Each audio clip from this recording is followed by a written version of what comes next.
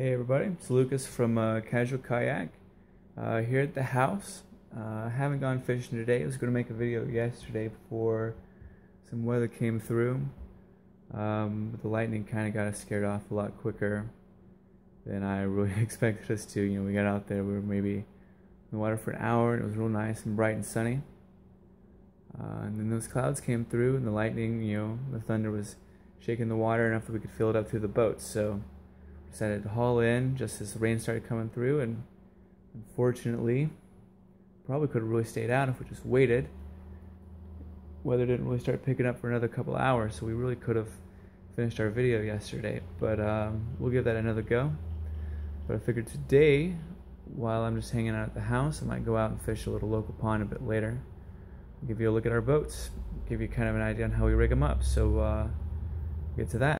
Now, as I've suggested, we are pretty casual when it comes to kayaking. We want to get this to be kind of an adventure type of channel, not necessarily all about fishing, but kind of documenting some of the trips that we take, some of the places we go, some of the interesting things that we see, and of course we're going to fish along the way and kind of have some fun with it.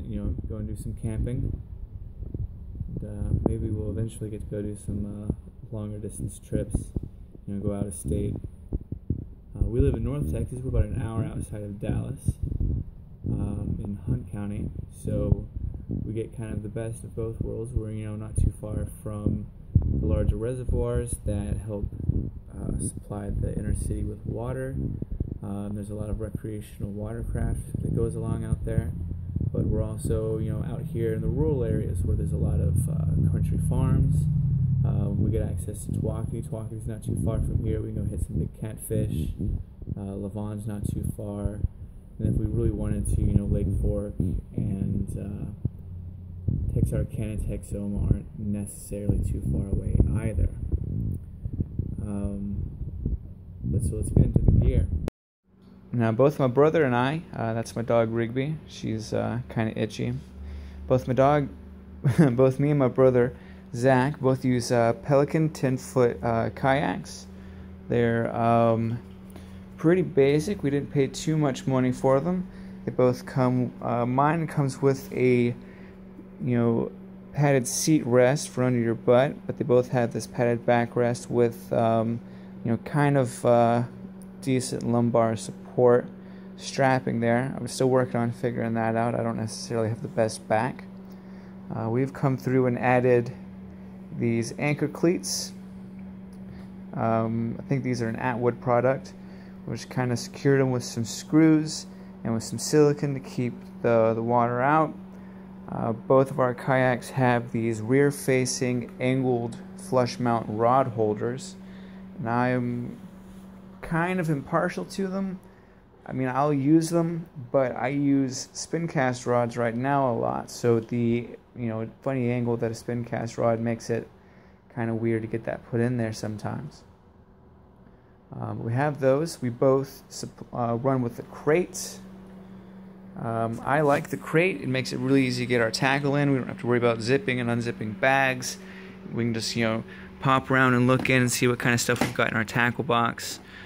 So this is my brother's gear. Mine's all loaded up in the car right now. So he's got some soft baits and some hard baits, some smaller things, tubes, hooks, chattered baits, and I guess some other soft baits and terminal tackle, some hooks and jig heads and things.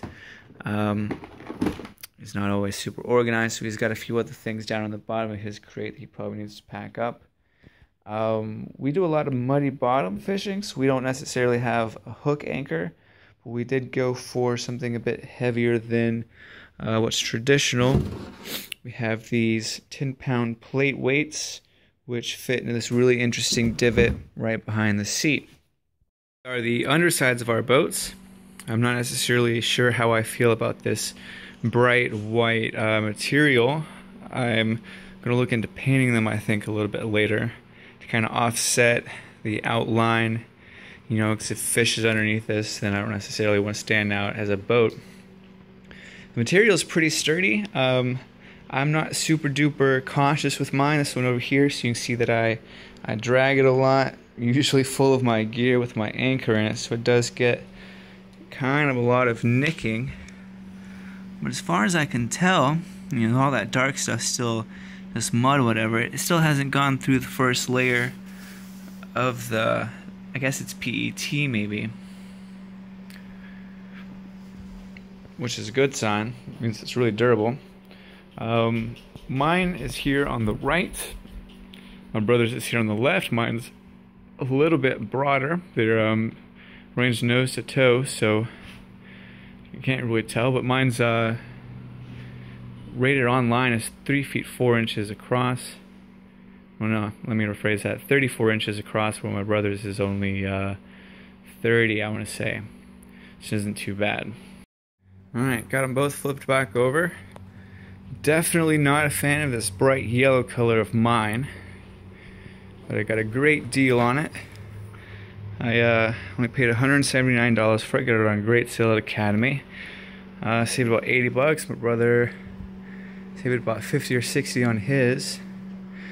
An interesting thing that's different between the two of them, apart from the seated padding, so my brother's has these, I'm not really sure what they're supposed to be for. We've thought about putting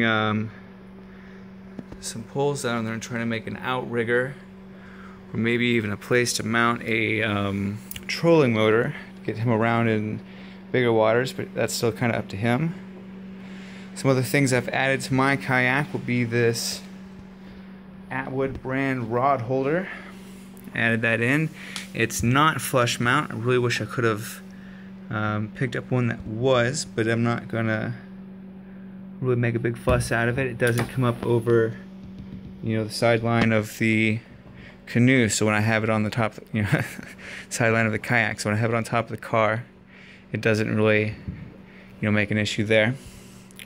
I've added in an anchor trolley, pretty low price one. Comes along here. I used pretty much all of the parts that came with it. My anchor rope's a bit long to use it accurately. I'm still trying to figure that out.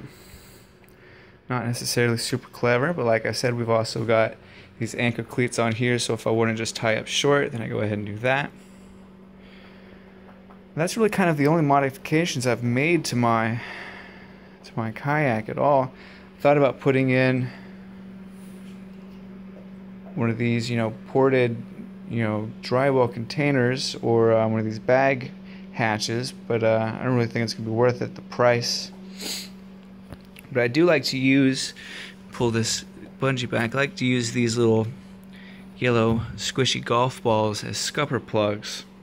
Now, if you don't let them dry out, or if you don't let them you know, squeeze all the water out of them, they might mildew.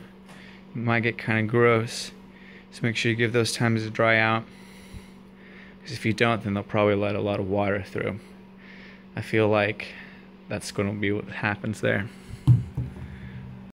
I always say when it comes to buying something that you're going to use a lot and be physically active in, and when I say I always say, I say this is probably the first time I've ever said it, make sure that if you get something that you're going to be comfortable using.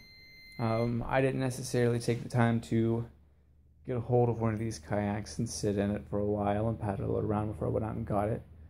But I'm still fairly young, so I'm not worried about a little discomfort, and I'm fairly clever. You know, I've got it a little bit of disposable income, a little bit of disposable knowledge I can put into figuring out how to get my back to not hurt, or to make it, you know, more stable in the water so that it goes in nice smooth lines. But I think Pelican makes a pretty good kayak for the price point. Mine came in under $200. My brother's came in under $250, I want to say, which is a pretty good thing to do. You know, it's about the same as a bicycle. So if you can't necessarily go out and ride a bicycle a lot, but you can get out and kayak, then it's a pretty good exercise. I've already noticed a pretty big improvement in my upper body strength just for, you know, the couple of times I've been out. You know, paddling's a really great exercise. That about wraps it up, though. Next couple of videos, probably going to try to get another fishing trip or two put in. We don't always necessarily go out often, but I try to go if not to one of the lakes with the boats, then out to some city ponds or some local areas, neighborhood places where I can catch, even some smaller fish, practice my finesse moves, practice with lighter tackle, grasshoppers, poppers, spin baits, beetle baits, things like that. So, that's always fun, but check out my Instagram, check out my brother's Instagram. I'm trying to get him into some more of these videos. He works a bit more often than I do right now, but follow us on Instagram. It's at CaptainLongbong or at Dr. Hotbox, all one word. And make sure you subscribe. It really lets us know that you guys are out there keeping up with us. Next time we'll see you on casual kayaking. Make sure you keep your lines wet.